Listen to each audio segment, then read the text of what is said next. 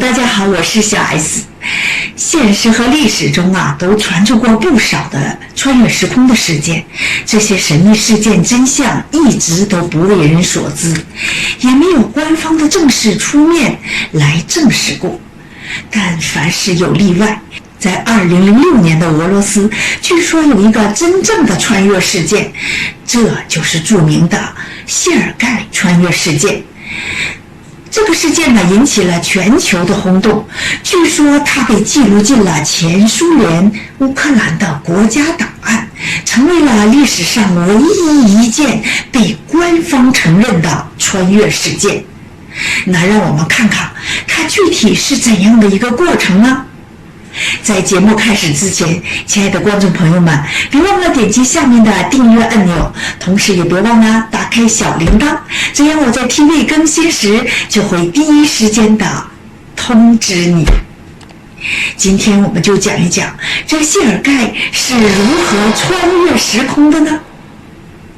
事情还得回到2006年4月23日这一天，一名在街上巡逻的警察突然发现一个男子形迹可疑。此人身穿前苏联已不多见的服装，手里还捧着已不多见的老式相机，一脸的茫然走在街上，这让警察一度很困惑，以为是一个演员。然而观察后这警察发现对方似乎也很茫然，不停地东张西望，似乎在寻找什么。巡逻警察来到年轻人面前，要求他出示身份证件。这警察一看他拿出的证件略微有些吃惊，因为这个证件是20世纪50年代苏联使用的证件。证件上写着谢尔盖的全名，同时还注明这谢尔盖出生地点是基辅，出生年月1932年。倘若身份证上的信息真实，那眼前的谢尔盖应该是70、80岁的老人呢，可眼前的年轻人至少才20、30岁，怎么看证件都是假的。谢尔盖试图向警察解释自己的来历，越解释眼前的警察越感到怀疑和荒谬。最后警察得出一个结论：眼前的年轻人精神有问题。就这样，谢尔盖被送到了基辅的精神病院。但因为谢尔盖的话过于荒谬，警察就请来了心理学家包罗博士来验证这谢尔盖言语的真伪。谢尔盖就被请到了包罗博士的办公室。谢尔盖小心谨慎地观察着周围的一切，他看墙上的钟表停止了，就问包罗博士：“现在几点了？”包罗博士看看自己的瑞士手表，结果手表不走了，手表和墙上的挂钟都停止在12点32分。谢尔盖告诉博士，自己今年25岁，1932年出生，2006年也只有25岁。包罗博士自然不信，就让谢尔盖回忆一下他是怎么出现在基辅街头的。谢尔盖回忆说，那天是星期天，自己从家里走出来，来到市中心散步，想拍一些城市的风景。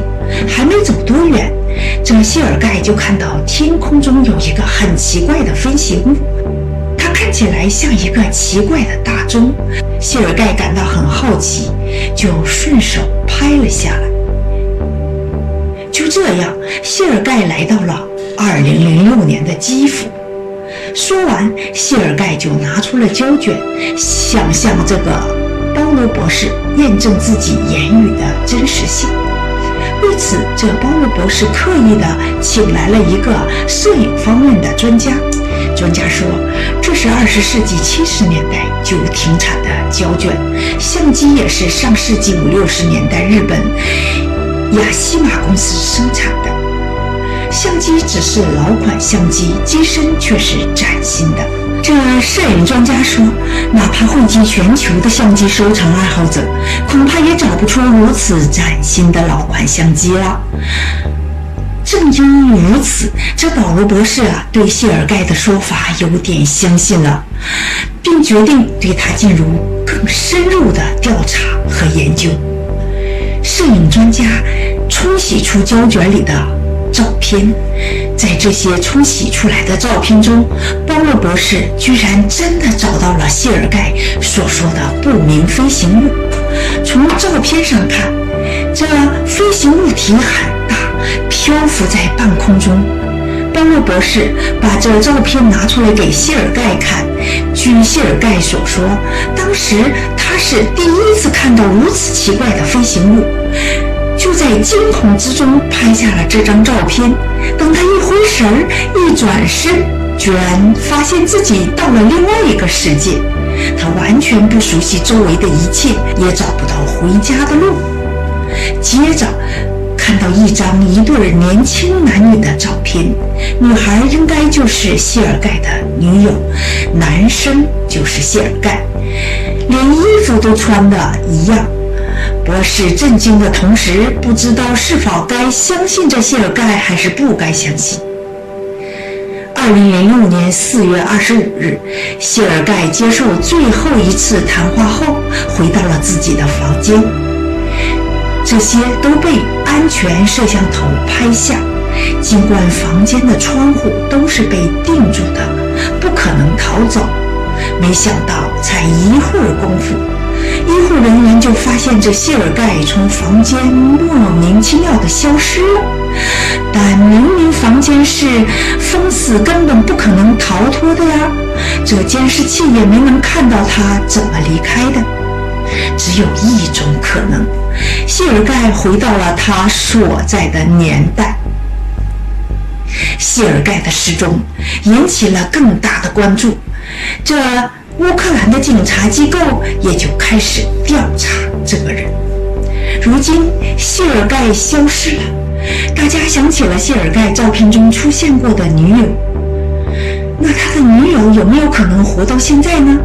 于是他们就寻找那部老款相机里洗出来的照片里看到的年轻女子，看能不能找到一些线索。警察的运气很好，他们通过乌克兰人口调查局找到了照片中的女子，她叫瓦伦蒂娜，曾经是谢尔盖的女友。2006年，瓦伦蒂娜已经有74岁。当保罗博士把瓦伦蒂娜和谢尔盖的合影照片拿给他看时，这瓦伦蒂娜很吃惊，因为她的相册中也有一张一模一样的合影。保罗博士向他说明了事情的原委，而瓦伦蒂娜先是证明了照片的真实性。